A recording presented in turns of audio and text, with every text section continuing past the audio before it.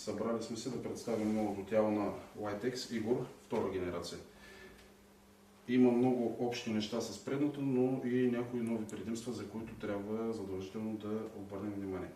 Първото нещо, което трябва да знаем за това тяло. Това пак е едно тяло, което е с много високо IP, с IP65. Тялото е оборудвано с метални щипки, поликарбонатен уребрен разсейвател и захранване тридоник.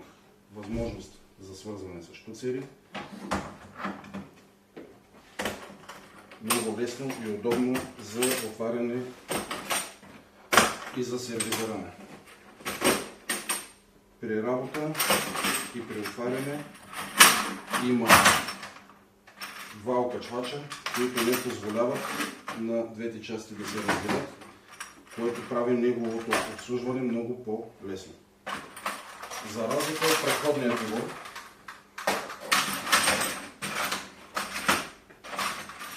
идва с захранване тридоник, което има възможност за закачване на авариен блок. За тази цел имаме отделен код с авариен блок и има два начина на работа. Първият начин на свързване е работа като стандартно осветително тяло без авариен блок. Фазата минава през ключ и се включва в клемата на осветителното тяло на вход 1.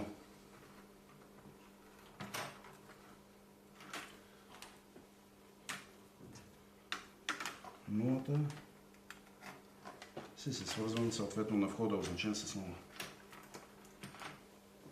Свързано по този начин, осветителното тяло работи като стандартно осветително тяло, управлява се с ключ. Отново имаме възможност за избор на двете мощности и на трите спектъра на светене. Ето го студение.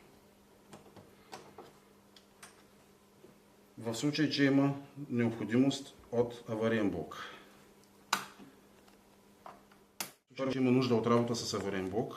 Имаме отделен авариен блок, който работи само и единствено с това тяло. Този авариен блок не е подходящ за другите ни тела. При него имаме конектор, два окачвача, които влизат в ето тези квадратни отвори и директно с кликване блокът вече е свързан. Тук имаме промяна в начинът на свързване. За разлика от стандартното свързване, при което подаваме фаза през ключ на вход 1, тук задължително трябва да дадем и още една фаза, непрекъсваема, на вход 2. От нея тялото разбира кога има ток, кога тока е спрял и кога има нужда да се задейства аварийният блок. Включваме. Съответно тялото работи като стандартно осветително тяло, но в момента, в който спре тока, то минава в авариен режим. При възстановяване на захранването тялото се връща в нормален режим на работа. Трябва да обърнем внимание, че при аварийния режим тялото не свети на 100%. В комплекта на аварийния блок имаме още два аксесуара. Първият аксесуар е индикатор на състоянието, втория е бутон за тест. Двата аксесуара се монтират странично на аварийния блок. Има значение точно как трябва да бъде монтирано.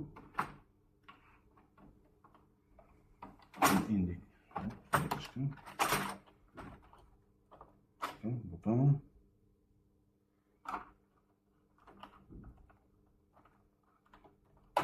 Индикатор. Тези два елемента имат монтажни отвори. Какво позволява това? Това ни позволява визуално идентифициране на сервизен режим, на авариен режим и възможност за тест. В момента, в който натисна тест, той ще влезе в авариен режим и диода ще започне да мига. Тестът приключи. Също така, последното нещо, което е отстрани на драйвера, е един джампер, който има две позиции. В позиция ST той извършва self-тест, извършва си автоматичен самостоятелен тест през известен интервал от време. В другия режим BS само единствено ръчно се извършва тест.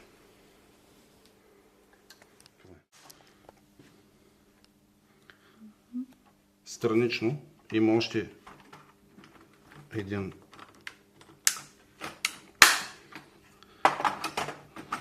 странично се намира батерията,